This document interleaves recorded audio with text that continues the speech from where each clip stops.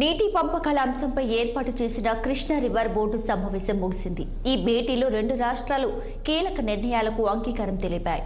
ప్రాజెక్టుల ఆపరేషన్ బోర్డుకు అప్పగించేందుకు ఇరు రాష్ట్రాలు అంగీకరించాయి. దీంతో ఇక నుండి నీటి వాటాల కేటాయింపుపై త్రిసభ్య కమిటీదే తుది నిర్ణయం కానుంది. త్రిమెన్ కమిటీ ఆధ్వర్యంలో జరిగిన ఈ సమావేశానికి Telangana ENC Muralidhar Rao, AP ENC నారాయణరెడ్డిలు పాల్గొన్నారు. భేటీలో కృష్ణానది పరివాహక పరిధిలోని 15 అవుట్లెట్లను బోర్డుకు ఇచ్చేందుకు తాత్కాలికంగా అంగీకారం కుదిరింది.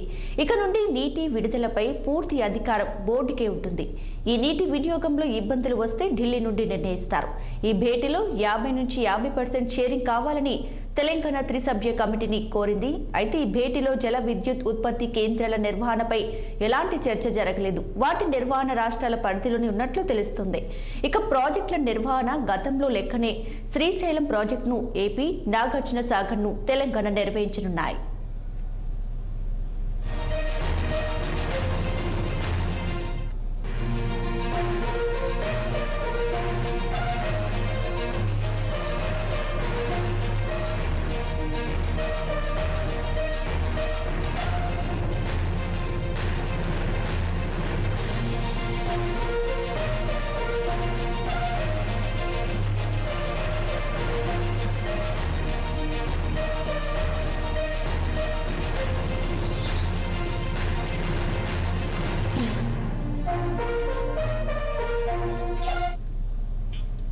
నీటి పంపకాల అంశంపై ఏర్పాటు చేసినటువంటి కృష్ణా రివర్ బోర్డు సమావేశం ముగిసింది. ఈ భేటీలో రెండు రాష్ట్రాలు కీలక నిర్ణయాలకు అంగీకారం తెలిపాయి.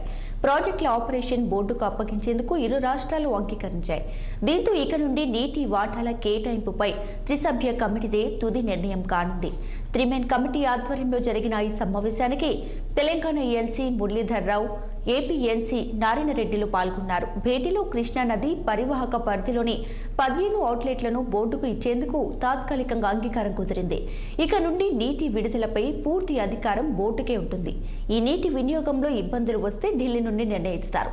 ఈ భేటీలో 50 నుంచి 50% షేరింగ్ కావాలని తెలంగాణ త్రిసభ్య కమిటీని కోరింది. అయితే ఈ భేటీలో జల విద్యుత్ ఉత్పత్తి కేంద్రాల నిర్వహణపై ఎలాంటి చర్చ జరగలేదు. వాటి నిర్వహణ రాష్ట్రాల పరిధిలోనే ఉన్నట్లు తెలుస్తుంది. ఇక ప్రాజెక్టుల నిర్వహణ గతంలో లెక్కనే శ్రీశైలం ప్రాజెక్టును ఏపీ, నాగార్జున సాగర్ను తెలంగాణ నిర్వహించనున్నాయి.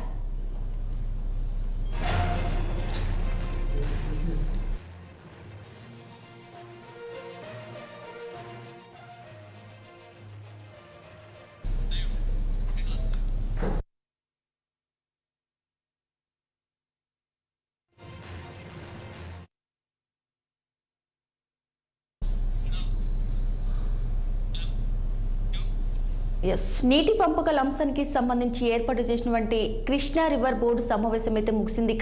ఈ భేటీకి సంబంధించి మరిన్ని డీటెయిల్స్ ను మా ప్రతినిధి అందిస్తారు. శ్రీనివాస్, చెప్పండి, కృష్ణా రివర్ బోర్డు సమావేశం ముగిసింది. ఈ సమావేశంలో ఎలాంటి నిర్ణయాలు తీసుకున్నారు? ఫుల్ డీటెయిల్స్ ఏంటి?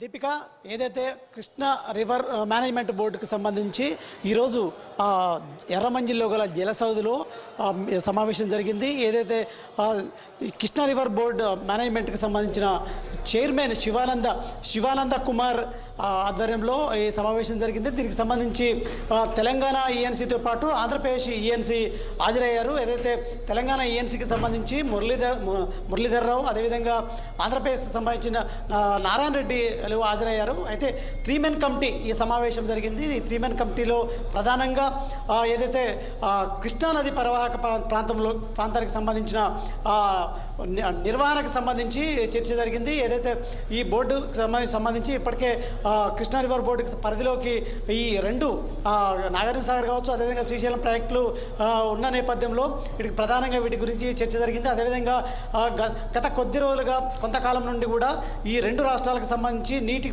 పంపకాల్లో కూడా జరుగుతున్న వివాదాలకు సంబంధించి కృష్ణా రివర్ మేనేజ్మెంట్ బోర్డు అంటే సీరియస్గా తీసుకున్నది. ఈ నేపథ్యంలోనే ఈ రాష్ట్రాలకు సంబంధించిన ప్రాజెక్టులకు సంబంధించిన అన్ని అంశాలని బోర్డు పరిధిలోకి తీసుకొని వచ్చింది.